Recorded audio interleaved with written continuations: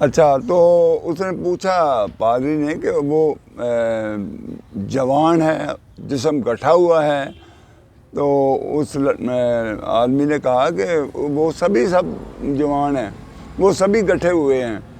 وہ حلیہ پوچھنے کی کوشش کر رہے تھے کہ صفات سالار کا حلیہ کو علیحدہ، تو پھر اس نے پادری نے پوچھا کہ کیا ان کے چہرے پہ کوئی چیچک کے داغ ہیں؟ اس نے کہا ہیں۔ اس نے کہا یہ شخص جو اس راستہ سے گزر کے آیا ہے، اس لک و دک صحرا سے آیا ہے، یہ آسمانی دیوتاؤں سے بھی لڑ سکتا ہے۔ تو وہ بہرحال جرموک کے میدان میں پہنچ گئے۔ اس دوران حضرت ابوبکر صدیق نے رضی اللہ تعالیٰ عنہ نے وہ فوج جو تھی نا پہلے بھیجی ہوئی، وہ 20,000 کے قریب تھی یا 25,000 کے قریب تھی۔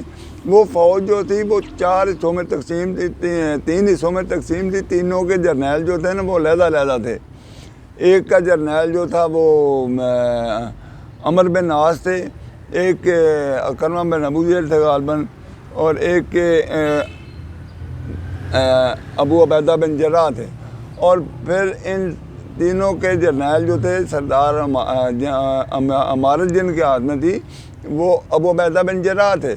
لیکن حضرت ابوبکر صدیق رضی اللہ تعالیٰ عنہ نے حضرت خالد بن ولید کو یہ خط لکھ دیا کہ اس جنگ کے سپہ سالار امیر آپ ہوں گے، اور ایک خط جو تھا وہ ابو عبیدہ کو لکھ دیا کہ اس جنگ کا امیر جو ہے وہ خالد بن ولید ہوگا، چونکہ دین میں آپ کی بصیرت زیادہ ہے، آپ زیادہ سمجھتے ہیں دین کو، لیکن جنگی معاملات میں جنگی صلاحیت جو ہے وہ خالد بن ولید میں آپ سے بہت زیادہ ہے، اس لیے وہ سپہ سالار خالد بن ولید ہوں گے۔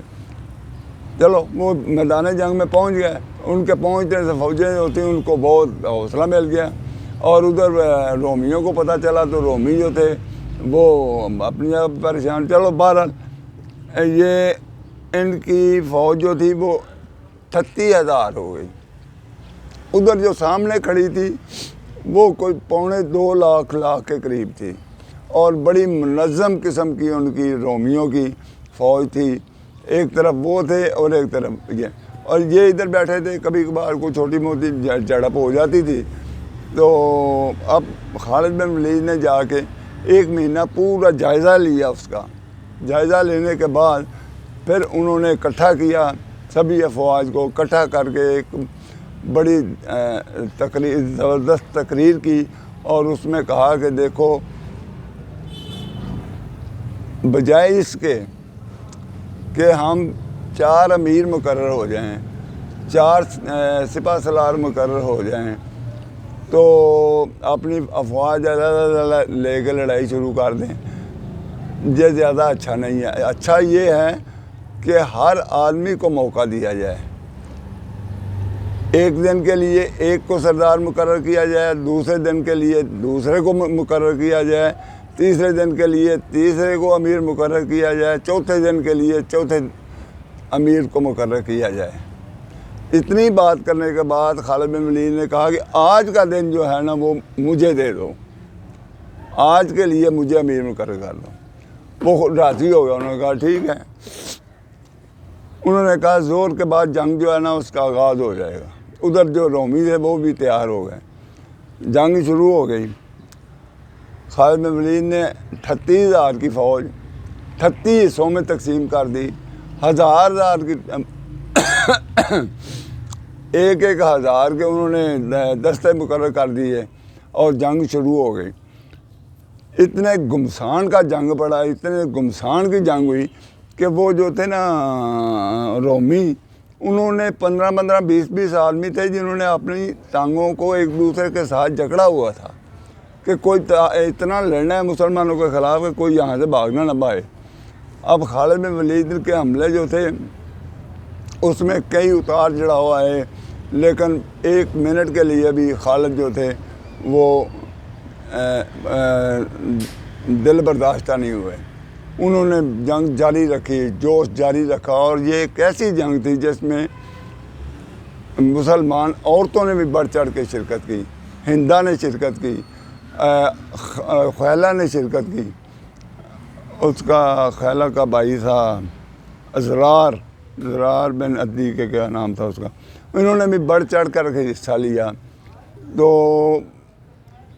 جب شام کے بعد اندھیرا پھیلنا شروع ہو گیا تو اللہ پاک نے ان کو فتح دی۔ خالد بن ولید جو تھے وہ شروع ہوئے، اور یہ فتح حاصل کرنے کے بعد وہ جو ان کا سپہ سالار تھا رومیوں کا، وہ حامان اس کا نام تھا، حامان جو تھا اس کے خیمے میں پر قبضہ کر کے رات کو اس خیمے میں تھے کہ اکرمہ بن ابو جہل اور اس کے بیٹے سلمان، عمر بن کیا نام تھا، اس کے بیٹے کو اٹھا کر مجاہدین جو تھے وہ لے کے وہاں آئے، اور وہ سخت زخمی تھے۔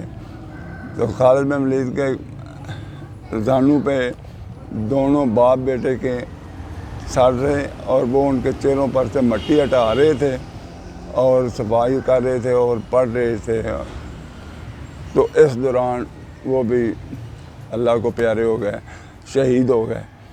تو اس طرح وہ جو فوجیں تھیں رومیوں کی، وہ پہاڑوں کے اوپر سے اس طرح نیچے گرتی تھی کہ جیسے کوئی دیواریں نیچے گر رہی ہیں۔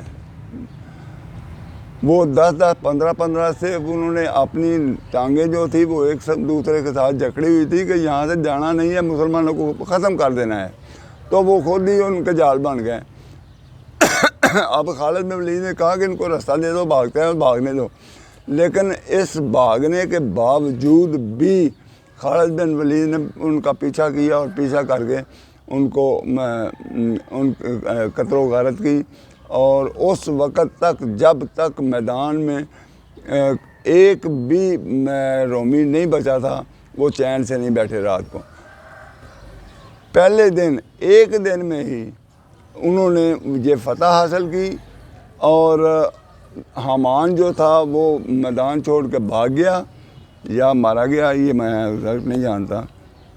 تو یہ ایک بہت بڑی جنگ تھی، اور اس کے بعد آگے چلتی ہے دمشق فتوحات اور کینسرین کی، وہ بعد میں کریں گے۔ آج جو ہے نا وہ یہیں پہ اسے ختم کرتے ہیں، اور یہ میں واضح کر دینا چاہتا ہوں کہ